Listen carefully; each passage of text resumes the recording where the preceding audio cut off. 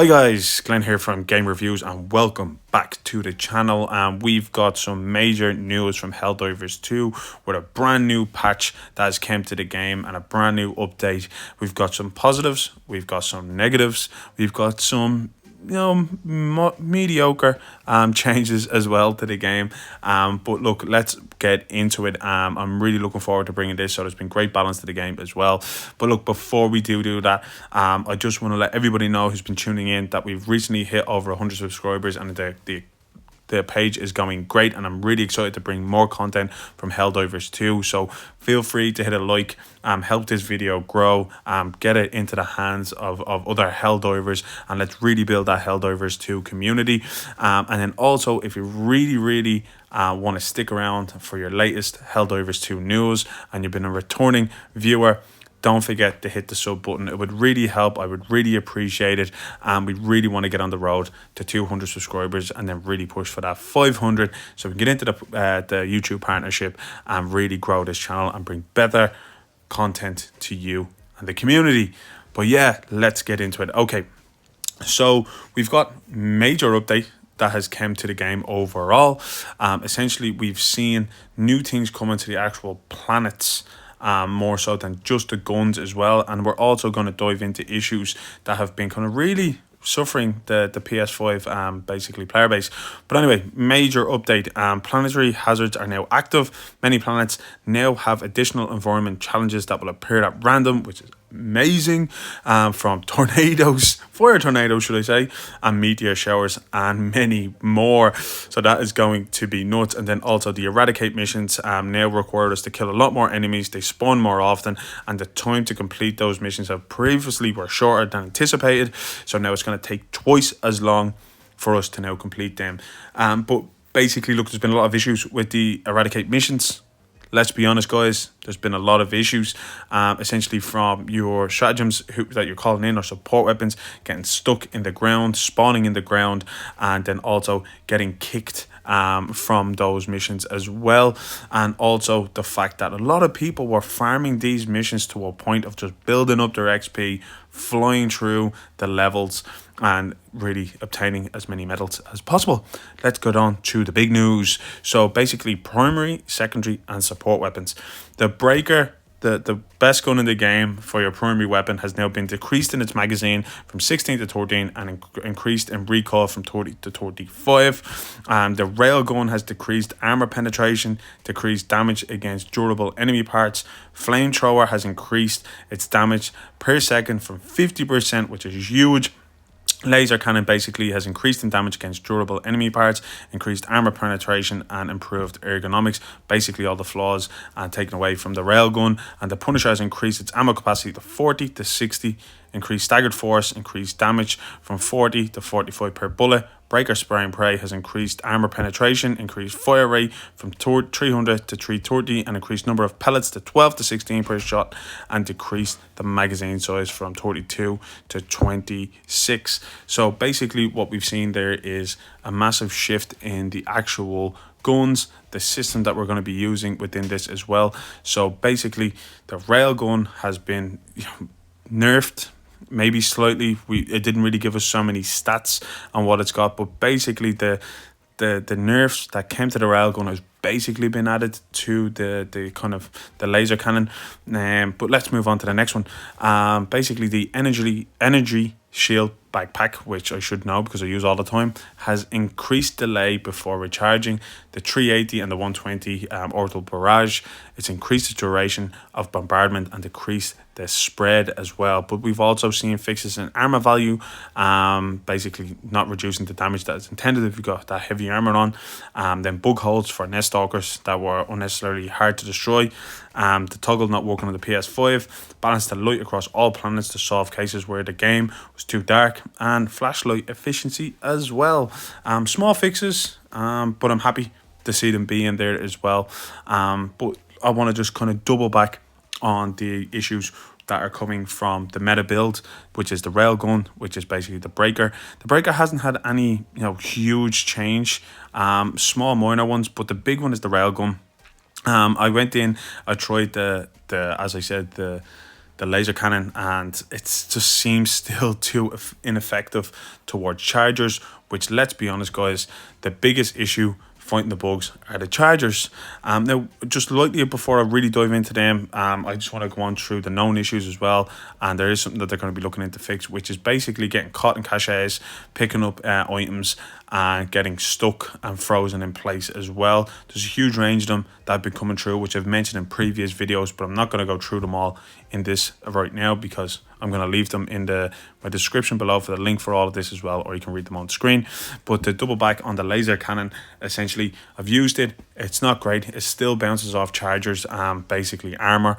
The railgun still does moderate damage that can actually break the armor as well, which is still good, but I just don't see a huge impact on these guns. And I find that if you're gonna nerf the only gun in the game that is gonna be able to do any damage against the most formidable enemy, especially on the bug side of things, and the automatons, they've got their own level that you need to get through as well. They've got tanks, they've got busters, they've got huge enemies that just take multiple shots to get through.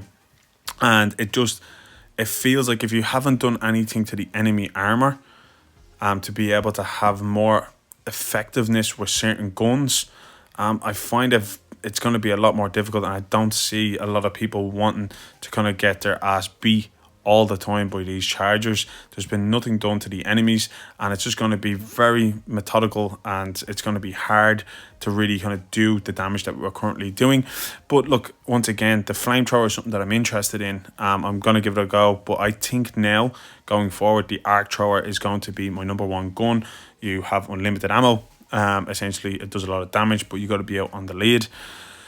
So yeah, I just feel like, you know, with the guns itself as well, seeing more kind of damage coming and more use of other shotguns, I feel it was a massive missed opportunity to give the Liberator Penetrator its due diligence. It should have had an increase in magazine size, fire rate as well, and it probably should have been able to actually do a lot more damage to the armor of a charger or any other kind of bug or automaton in the game. I feel like that was a huge missed opportunity. It's not really that effective, and then as well with the explosive Liberator as well, that should have been something that was brought into the game.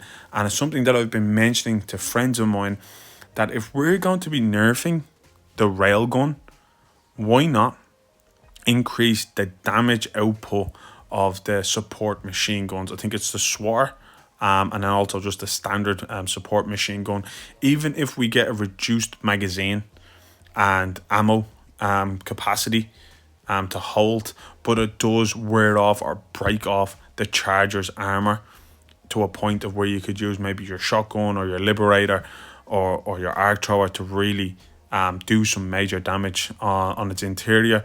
That would help you push them back, because at the end of the day, it has noted in those patch notes that enemy limbs are going to be more, and weak spots are going to be more focused on. That's what they're trying to get us to do. But when you're being chased down by a minimum of 4 chargers, you know, stalkers, I used to call the smaller ones mini stalkers, and kind of those vomiting bugs, and you've got about 50 in front of you, you've just been called back in. Essentially, you're looking to pick up your shield generator, your railgun, and you're just being bombarded, and you don't want to throw in a stratagem because your friends or your teammates are in the middle of the fight. It's just hard, and I know that you can turn around and go, well, you got to be more strategic, but look, as shit happens in Helldivers, as Mike Tyson says, everybody's a game plan to get punched in the face, and that's usually what happens in Helldivers. Everybody's got a game plan till a charger runs you over. But essentially, there has to be more of a way to kind of balance out the toughness of the enemies compared to the rest of the guns that we have at our disposal now. I do believe that this is probably the first round of fixes, or maybe balances, if you want to call it that, for the guns. I'm pretty sure they will bring more, you know, to the remaining guns, especially the handguns. I do think they need to bring in more so a secondary weapon. That would be pretty cool. I've been calling for that from the beginning. Even if there was a stratagem, or I don't know, maybe a booster that allows you to bring in a secondary weapon, so maybe a shotgun and the Liberator, or maybe 2 shotguns, and one that does heavy damage, and one that does that kind of medium damage as well. I know you can't run around with a rail gun, a shotgun, and another gun, but why not? It's a video game at the end of the day. But there should be some way of being able to help out those guns. And as well, you've got a submachine gun in the game that I don't think anybody's ever fired in the game. I've never heard anybody talk about it, seen it, and it's absolutely shit, to be honest. So unless, like, with the guns, if they're going to keep them away, let us customize our guns where we can put, it doesn't have to go as deep as Call of Duty, but be able to put, more armor piercing rounds that's going to do a lot of damage to these heavily armored enemies, that we're able to actually take them down. It's still much of a challenge, but like, we're going to feel like we're able to do something, that our bullets just aren't popping off them, and we've got to retreat and wait for our stratagems to load up to throw it in. Because if that's the case, you're really missing out on the element of that everybody loved when they first started Helldivers. They had a big shotgun, loads of mini bugs, and death was being spread everywhere, and we were liberating and fighting for democracy. But when you got this type of issue coming up that I feel the community is going to have, you feel like you're getting in and running away from the enemy, and just, we did the objective and let's jump out of here. So you don't really feel like you're actually liberating the planet. You're just killing their hives, and there's still hundreds and hundreds of enemies on the launch pad when you're evacuating as well. So I just feel like there might be a bit more of a balance that needs to come to the game. But look, who knows? Arrowhead have not steered us wrong, but I've have serious concerns over the PlayStation 5 version of this game. I'm constantly getting kicked out of this game. I'm constantly having issues, being able to connect with friends. Only the other day, the whole team basically were kicked from the game, except for myself and one other guy. My friend tried to reconnect to the game. He had to wait 5 minutes. The guy who I was in the game with, he got disconnected. I was on level 7 running the ICBM mission on my own, and my friend was in the party. And yeah, but anyway, the next one, guys.